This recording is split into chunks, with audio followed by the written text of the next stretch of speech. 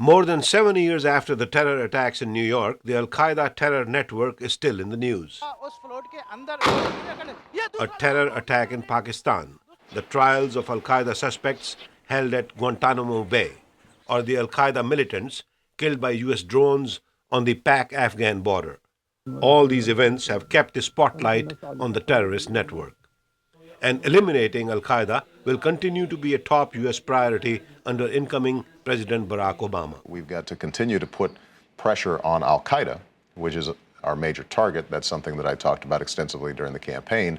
Terrorism experts say that despite US and NATO military crackdowns on the group in Iraq and Afghanistan, Al-Qaida continues to try to stoke anti-Western feelings in the Muslim world to slowly advance its objectives. And its ultimate goal is to establish Sharia law-based Islamic governments from Spain to Indonesia. Terrorism expert and author of the book, The Mind of the Terrorist, Gerald Post says Al-Qaeda's strategy is very sophisticated and its fighting tactics are psychological. One cannot take a vicious species of psychological warfare and counter this with smart bombs and missiles.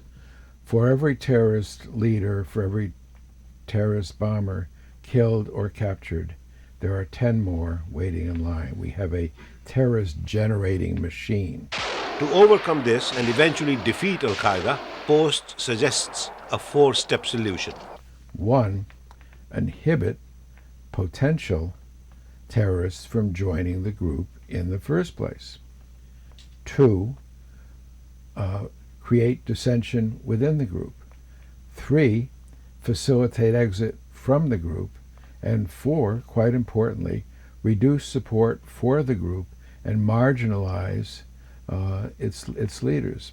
Some experts say Al-Qaeda's terrorist campaign in Iraq backfired, and the strategy pursued by US forces over the past 2 years succeeded in reducing support for the terrorist group. David Gartenstein-Ross is an expert on Al-Qaeda. The past 2 years have also been very costly to Al-Qaeda, particularly the rise of the awakening movement and the effect that that's had on the ground, because in many ways that gave lie to the idea that Al-Qaeda was a liberation movement. Those who have been closest to its rule tend to be most eager to reject it. Experts say the Obama presidency clearly worries Al-Qaeda. Al-Qaeda leader Ayman al-Zawahiri has already denounced the incoming president as an infidel. Some analysts believe the terrorist group is concerned that if Mr. Obama succeeds in changing America's image in the Muslim world, it would find it increasingly difficult to recruit new trainees.